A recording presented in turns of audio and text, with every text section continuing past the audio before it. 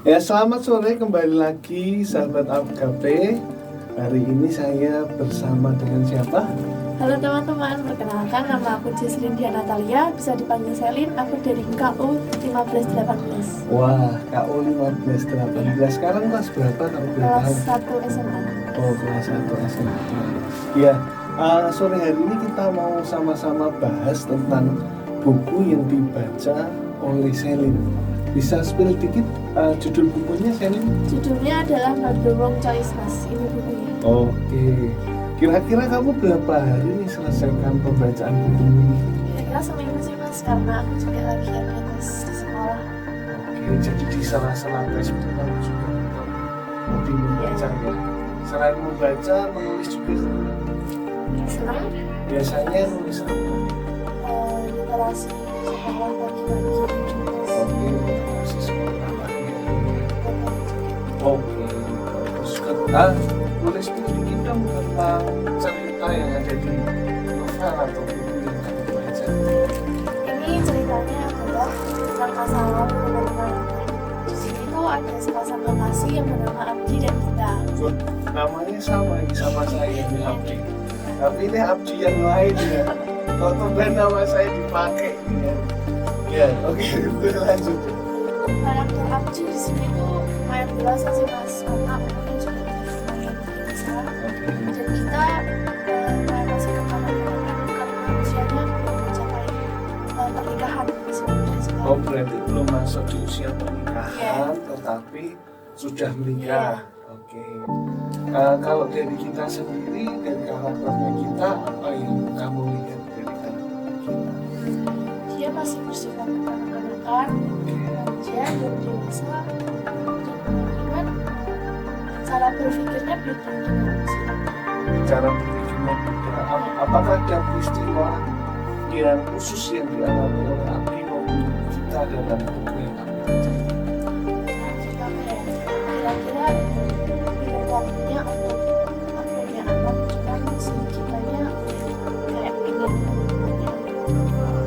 Terus ada peristiwa yang lain lagi yang berkaitan dengan masa lalu. Apakah tentang trauma? Di sini kita mempunyai trauma, Mas. Traumanya tentang apa nih? Dikhianatkan sama ayahnya karena ayahnya selingkuh ketika ibunya sakit keras. Oke, jadi sedih banget ya. Kalau dari Abdi tadi karakternya dewasa gitu ya, karena memang sesuai usia. Tapi sebetulnya usia itu tidak mempengaruhi kedewasaan seseorang, teman-teman. Ya, tapi kan kalau dari kita ini ada sebuah trauma masa lalu ya, di mana ayahnya pernah selingkuh waktu ibunya sedang sakit. Ya, oke. Kalau kita coba relatekan dengan kehidupanmu ya, nggak usah sampai dibahas tentang dikhianati. Kalau dikhianati itu kesannya kan wah berat banget ya, sakit banget gitu ya. Tapi yang sederhana saja, pernah nggak sih di ghosting sama cowok? Pernah. Pernah.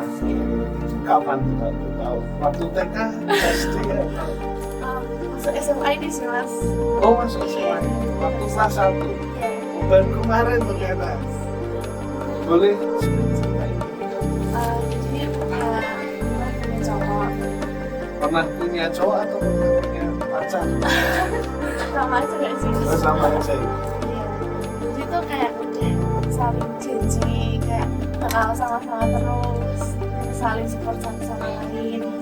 Tapi masalah yang sedikit sepele sebenarnya, tapi terus dia kan bilang pasti udahan.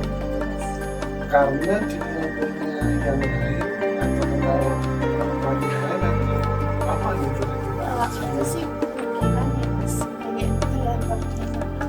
Oke. Nah ini saya yang jadi bingung ya teman-teman. Kenapa? Bingungnya adalah ini pacaran atau berantem gitu ya, karena tadi banyak berantemnya gitu. Oke, lanjut lagi.